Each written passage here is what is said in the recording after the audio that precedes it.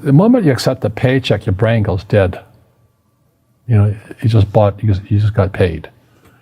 He says, as long as you're hungry, you'll think. Because the school system will never teach you about money. The school system was designed to teach you to be an employee, which is important, or a doctor or a lawyer, a specialist, but never about money. So once I got old enough and I had already retired and I was rich and I was fairly well off, it was kind of a social conscience. I said, I have to share what I know. So that's why, and it took till 1996 for the cash flow board game to come out, because I could see this crash coming, which came out in 1998. And then Rich Dad Poor Dad came in 97. And the story goes, every publisher turned me down. They said, you don't know what you're talking about. Because they said savers were losers, your house is not an asset, and the rich don't work for money. And so the publishers are like my dad, academic superstars, they're the A students in school. And so they turned the book down. And it took going by self-published route. A lot of network marketing companies picked up the book, like Amway and those guys. And they picked up the book to help recruit because it's about financial independence. They're about the same thing I am. And then Oprah called in 2000. And then the next day I'm on Oprah, and I went from obscurity to world famous, overnight success in 2000. And the book has been on the New York Times bestsellers for 7 years until the New York Times took it off. They said it had been on too long. But as you know, most people in publishing or journalism, they're on the other side of the coin of capitalism, So they don't like guys who make money. And that's like my poor dad's side. So that's kind of the story. And, I play Monopoly in real life. I don't need a job. I don't have a retirement. I don't need a retirement. I don't want the government to take care of me. But I felt a social responsibility to teach. Mm-hmm. And that's what my rich dad did for me. We all have fear. To be truthful, we all have fear. It's just how you deal with it. And, Einstein said, imagination is more important than knowledge, but knowledge empowers imagination. And what most people lack is real business knowledge, like accounting, like debt, like taxes. You got to know that stuff, but they don't teach it in school to anybody. So, and then when people ask me, how did your rich dad learn this when your poor dad, a PhD, didn't? And the answer is very simply, my rich dad, who's my best friend's father, his father died when he was 13. So rich dad had this family business at 13 to run. So he had to drop out of school, which was his blessing.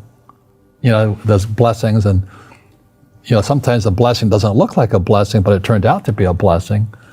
And then his teachers became his bookkeeper, his accountant, his attorney, his banker, his real estate agents. So he has what I call real teachers, not these fake teachers in school. You see, most teachers in school, they're out of ethics. They teach subjects they themselves don't practice. I had the same problem in my MBA program. I got into arguments with the marketing teacher because the guy didn't have a business. And then I got into arguments with the accounting teacher because the accounting teacher didn't know accounting. I knew more about accounting than him because I actually worked in bookkeeping in my rich dad's companies. And so I'm not an accountant, but I understand accounting.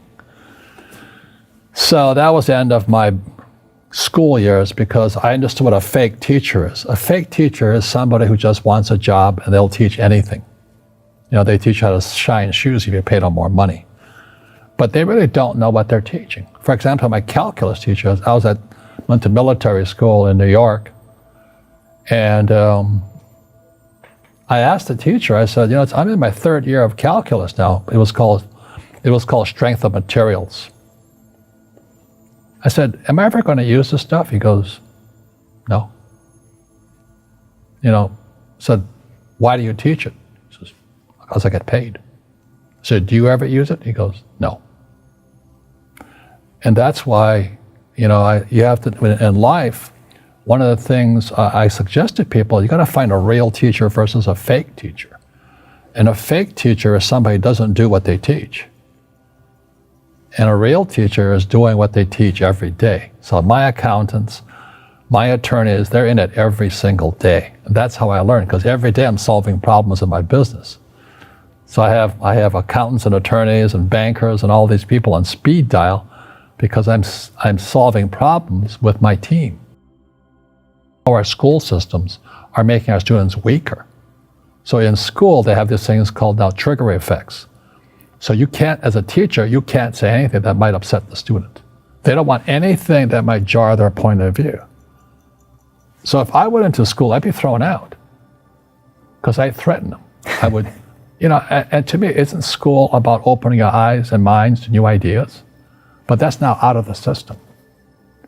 So everybody's got to be PC, politically correct now. And it's killing us. It's killing the brains of our kids. They're going backwards. But in their minds, they're more enlightened. They might be. But if I didn't have ideas that shook me, I wouldn't learn anything new.